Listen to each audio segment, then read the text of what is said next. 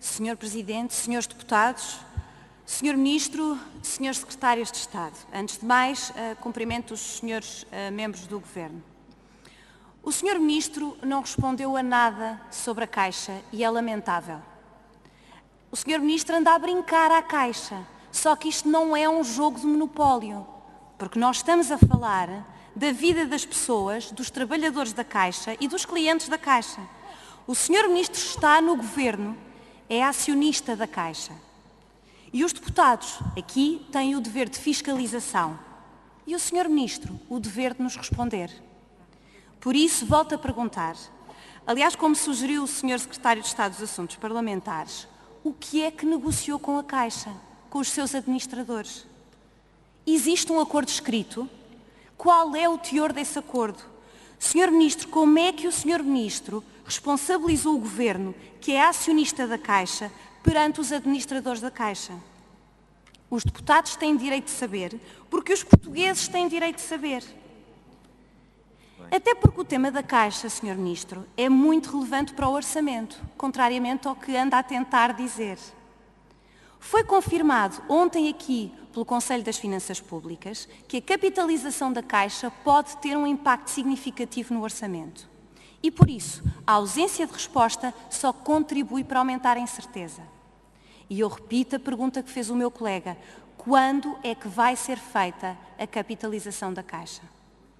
A Caixa, os seus trabalhadores, os seus clientes, francamente têm o direito de ter um tratamento muito mais competente do que lhes tem dado o senhor Ministro e o senhor Primeiro-Ministro.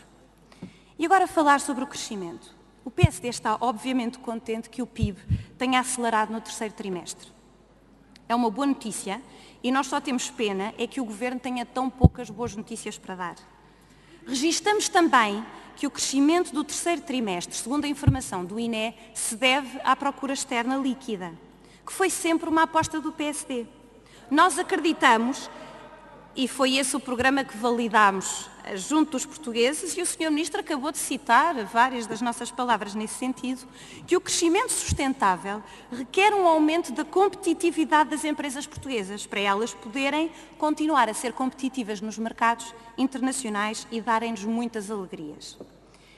Esse modelo baseado no impulso das exportações é realmente o nosso modelo. Só que hoje em dia falta um elemento essencial, que é o investimento. Este orçamento não apresenta uma única medida de estímulo ao investimento privado.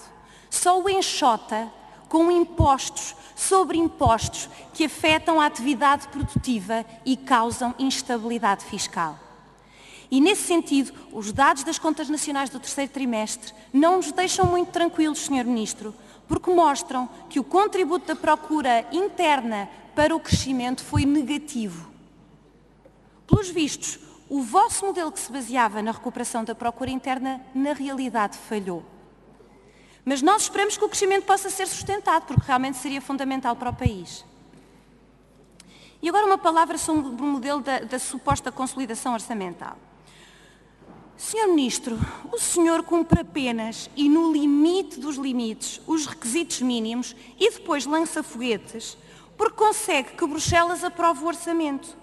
E ainda assim com risco de incumprimento. Isto é extraordinário.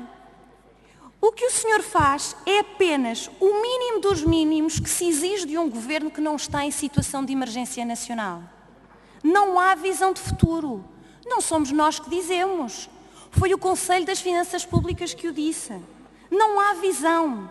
Há uma estratégia errada de reduzir o déficit nominal pelo lado da receita, que é mais penalizador para o crescimento.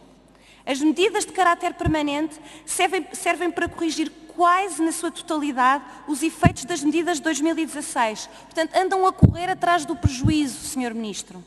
O orçamento está recheado de medidas extraordinárias. E eu posso falar só do PERS e da reavaliação de ativos. 30 segundos. E essa reavaliação de ativos tem um impacto muito perverso, porque provoca a diminuição da base fiscal no futuro. Portanto, estão a comprometer a consolidação no futuro.